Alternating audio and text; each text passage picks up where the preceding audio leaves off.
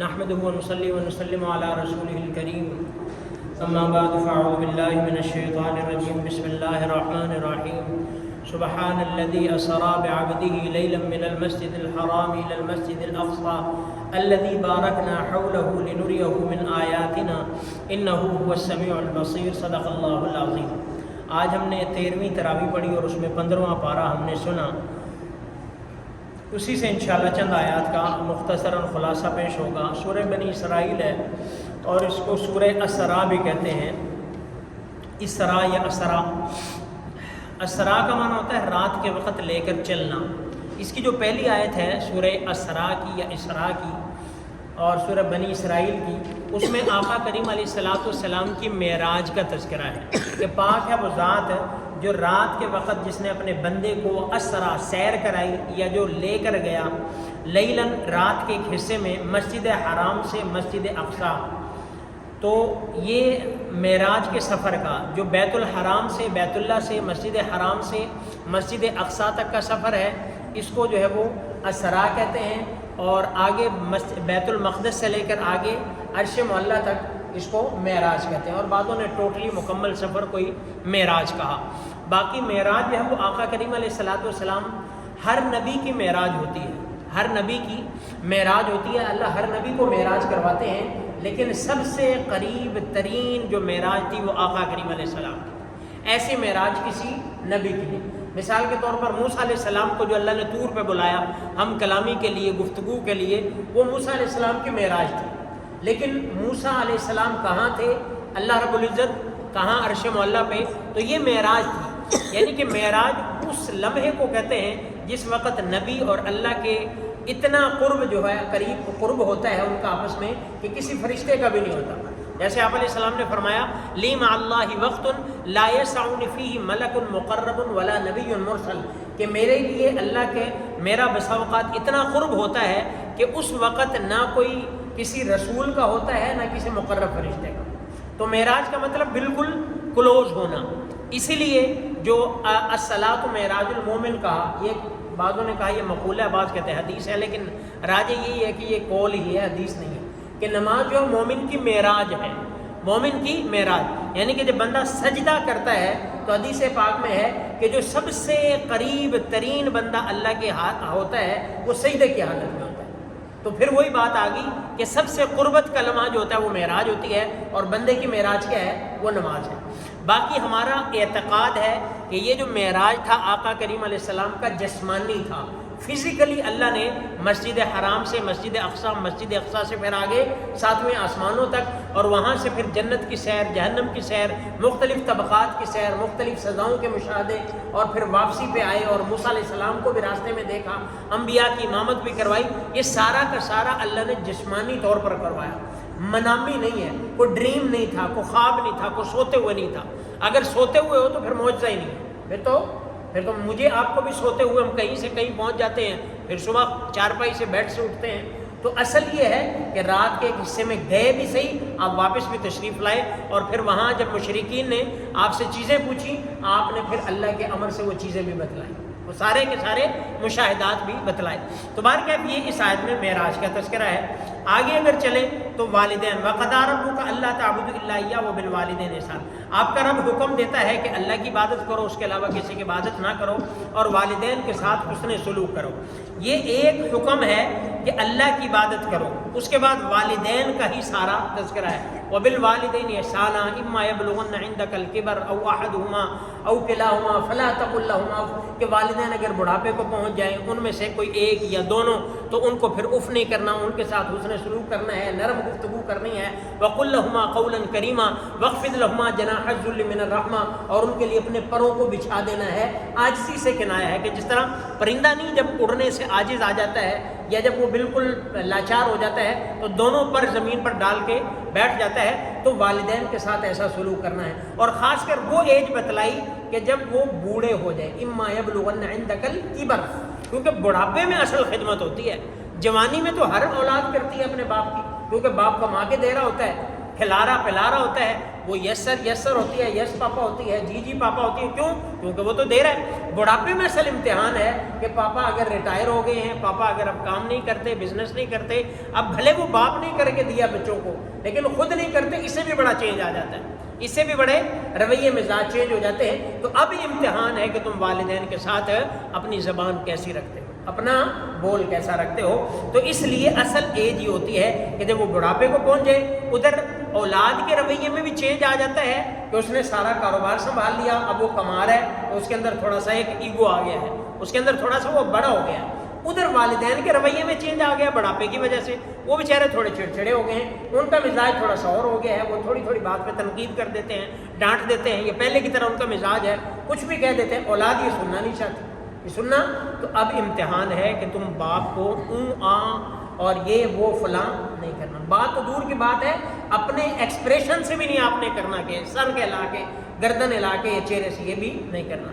تو خیر، اور حدیث پاک میں تو بے شمار احادیث ہیں، قرآن کی بھی بے شمار آیت ہیں. فرمایا کہ والدین یہ تمہارے جنت ہیں، یہ تمہارے جہنم ہے، یعنی کہ اگر راضی کر لیا تو جنت، ناراض کیا تو جہنم. اور پھر رمضان والی جو حدیث ہے آپ علیہ السلام کی کعب بن عجرہ رضی اللہ تعالیٰ عنہ کے کہ ہلاک ہو جائے وہ بندہ جس نے رمضان المبارک کا مہینہ پایا اور والدین سے اپنی بخشش نہ کروائی، یعنی کہ ان کی خدمت کر کے دعائیں لے گی.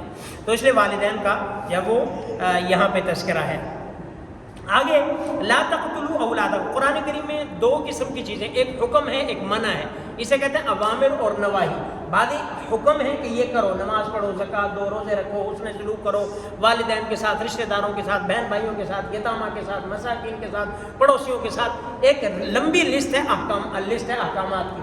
اور بعضی چیزیں نواہی ہیں، مطلب منع، یہ نہ کرو یہ نہ کرو. وہ ان کا یہاں پہ ذکر تقریباً 9 چیزیں ہیں کہ لا تقتلوا اولادکم خشیۃ املاق، بھوک کے ڈر سے اولاد کو قتل نہ کرو.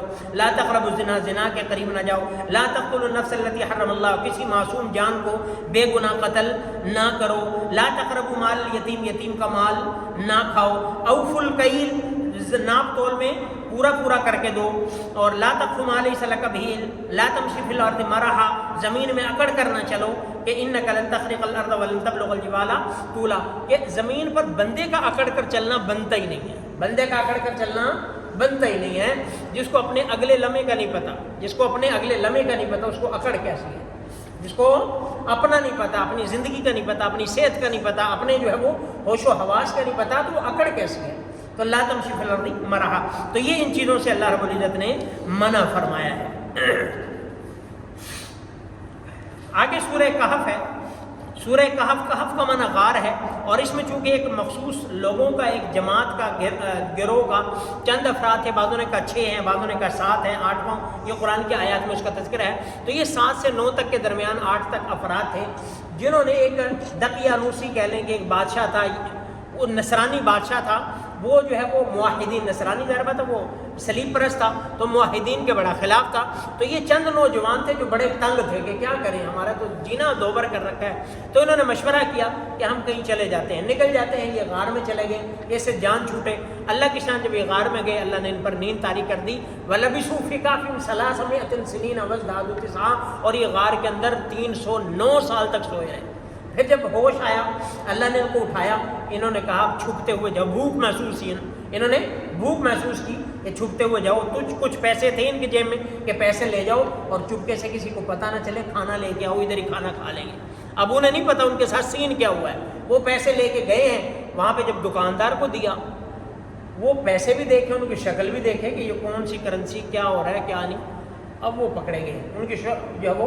لیکن اللہ کی شان، اس وقت تک وہ بادشاہ وہ مر کھپ گئے تھے سارے. وہ اب مسلمان کو بادشاہ تھا، معاہد آدمی تھا، اور اس نے ان کی کہانی سن رکھی تھی کہ ایسے ایسے نوجوان تھے غائب ہو گئے. اب جو وہ آواز نکلتے نکلتے پہنچ گئی کہ وہ بندہ آ گیا، اتنے زمانے کی کرنسی، تو پکڑے گئے. انہیں بلوایا، پھر اعزاز و اکرام کیا، پھر بتایا کہ وہ خوش ہوئے. تو یہ ان کی مختصراً ایک کہانی ہے اس میں کہف کی کہ وہ غار میں چلے گئے تھے. اس لیے اس سورت کا نام سورہ کہف ہے. اچھا، یہاں پہ ان کے ساتھ ایک کتا بھی گیا تھا. اب یہاں پہ شیخ سعدی رحمۃ اللہ علیہ کا ایک شعر ہے. وہ کہتے ہیں کہ سگے اصحاب کہف پر توے نیکا گرفت مردم شد، کہ اصحاب کہف کا کتا چند دن نیک لوگوں کی صحبت میں رہا، اور اس کے بارے میں آتا ہے وہ کتا بھی جنت میں جائے گا. کہ بندے کو صحبت جو ہے نا کہاں سے کہاں پہنچا دیتی ہے. اور نوح علیہ السلام کا جو بیٹا تھا وہ کافروں کی صحبت میں گیا, اللہ نے کافروں کے ساتھ کر. تو اس لیے اپنی صحبت جو ہے وہ اپنی کمپنی, اپنی سوسائٹی جو ہے وہ اچھی رکھنی چاہیے, اچھے لوگوں کے ساتھ. اگر کارآمد لوگوں کے ساتھ بیٹھو گے تو تم بھی کارآمد بنو گے, بیکار لوگوں کے ساتھ بیٹھو گے تو بیکار بنو گے, دیندار کے ساتھ بیٹھو گے دیندار بنو گے, لفنگے اور اچھے قسم کے لوگوں میں تو جس کمپنی میں بندہ بیٹھتا ہے ویسا ہی ہو جاتا ہے. تو بہرکیف یہ مختصر اس کا قصہ ہے. آگے دو آدمیوں کا ذکر ہے جن کو اللہ نے جو وہ مال دیا تھا, ایک نے اللہ کے راستے میں خرچ کیا اور ایک نے اپنا جو مال جوڑا بنایا اور اس میں جو فخر تفاخر کیا کہ یہ, تو دوسرا اس کو سمجھانے لگا یار یہ مال اللہ کی طرف سے ہے تو اس پہ اتنی اکڑ نہ دکھا, اللہ نے تجھے دیا. انہوں نے کہا نہیں یہ میرا ہی ہے اور فلاں فلاں, تو میں تجھ سے زیادہ ہوں, آگے ہوں, سپیریئر ہوں, فلاں فلاں ہوں. تو یہ سارا کا سارا ان کا تذکرہ ہے. پھر اللہ نے ایک کو موت دے دی, ختم کر دیا, اور دوسرے کو اللہ نے اس کو جہنم میں دکھا دیا کہ جہنم میں جائے گا, دوسرا جنت میں. تو اللہ نے دونوں کا تقابل جو ہے وہ باغ والوں کا یہ یہاں پہ اس آیت میں کر دیا. آخر میں جو ہے وہ تذکرہ ہے وَإِذْ قَالَ مُوسَىٰ لِفَتَاهُ, موسیٰ علیہ السلام کا تذکرہ ہے. کچھ یہاں پہ ہے, کچھ اگلے 16ویں پارے میں ہے پوری صورت میں اینڈ تک. تو یہ موسیٰ علیہ السلام کی ایک آزمائش کا واقعہ ہے کہ موسیٰ علیہ السلام نے اپنی ایک بیان کے درمیان کہہ لیں, گفتگو کے درمیان کسی نے پوچھا کہ روئے زمین پر آپ سے بڑا بھی عالم ہے, تو موسیٰ علیہ السلام نے کہہ دیا نہیں. یا اس نے پوچھا کہ روئے زمین میں سب سے بڑا عالم کون ہے, تو موسیٰ علیہ السلام نے کہہ دیا میں. اور اس میں کوئی شک بھی نہیں تھا کہ جو نبی, وقت کا نبی جو ہے وہ روئے زمین پر سب سے بڑا عالم ہوتا ہے, اس سے بڑا کوئی عالم نہیں ہوتا. آپ علیہ السلام تھے تو آپ علیہ السلام سے بڑھ کر کوئی عالم نہیں تھا. موسیٰ علیہ السلام, عیسیٰ علیہ السلام اپنے زمانے میں تھے تو ان سے بڑھ کر کوئی عالم نہیں تھا. لیکن اللہ نے اپنے بندے کی, خاص جو بندے ہوتے ہیں نا اللہ ان کی تربیت کرتا ہے. جیسے انشاءاللہ کہنے پہ آپ علیہ السلام کا تذکر آیا وَلَا تَقُولَنَّ لِشَيْءٍ إِنِّي فَاعِلٌ ذَلِكَ, کہ مشرکین نے, یہود نے ایک سوال کیا, آپ علیہ السلام نے فرمایا میں کل کہوں, کل بتاؤں گا. انشاءاللہ کہنا بھول گئے تو چند دن تک وحی ہی نہیں آئی. اس کے بعد جب وحی آئی تو پھر یہ آیت آئی کہ آپ نے کل آئندہ کسی چیز کے متعلق کہنا ہو کہ میں کل یہ کروں گا, کل جاؤں گا, کل آؤں گا, کوئی چیز خریدوں گا, کوئی چیز بیچوں گا, کچھ بھی کام کروں گا, تو ساتھ میں انشاءاللہ ضرور کہہ دیا. آپ نے چیز پیسوں کی خریدنی ہے, پیسے آپ کے پاس پڑے ہوئے ہیں, ساری تیاری ہے, سارا کچھ آپ کے پاس موجود ہے, لیکن پھر بھی اللہ کی مشیت کو ساتھ شامل ضرور کیا کرو. تو اللہ کو اپنے نیک بندوں کی اللہ فوری اصلاح کرتے ہیں. تو آپ علیہ السلام کی فوری وہی روک دی, پھر تنبیہ کر دی کہ ایسے ایسے نہیں کرنا آپ نے, اور ہمارے لیے بھی سبق ہو جاتا ہے. پھر اسی طرح موسیٰ علیہ السلام, حالانکہ اس میں کوئی غلط بات نہیں تھی معاذ اللہ, بالکل ٹھیک تھا, لیکن اللہ کو اپنے پیارے بندے کی یہ پسند نہیں آئی کہ یہ کہنا چاہیے تھا میرا اللہ جانتا ہے, اللہ جانتا ہے. تو اسی پہ سبق دینے کے لیے پھر موسیٰ علیہ السلام کی آزمائش شروع ہوئی کہ فلاں جگہ ایک بندہ ہے جو آپ سے بڑا عالم ہے, اس کے پاس جاؤ. پھر موسیٰ علیہ السلام گئے, سفر کیا, ساتھ میں اپنا زاد راہ لیا, ساتھ میں اپنا بندہ لیا, اور وہ راستے میں چلے گئے. پھر بہرحال راستے میں فرمایا جہاں مچھلی یہ پانی میں چلی جائے نا وہیں وہ بندہ ہے.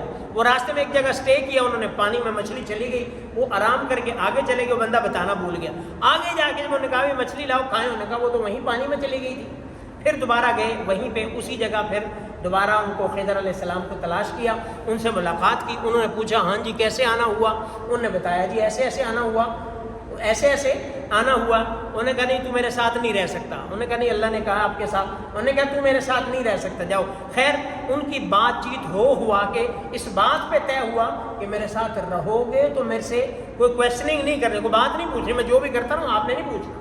تو ساتھ لے لیا, وہ چلے گئے. ایک کشتی میں دریا میں گئے, کشتی میں بیٹھے, کشتی والے نے بٹھایا, کرایہ بھی نہیں لیا, مفت میں بٹھایا, اور خضر علیہ السلام نے اس کی کشتی میں سوراخ کر دیا.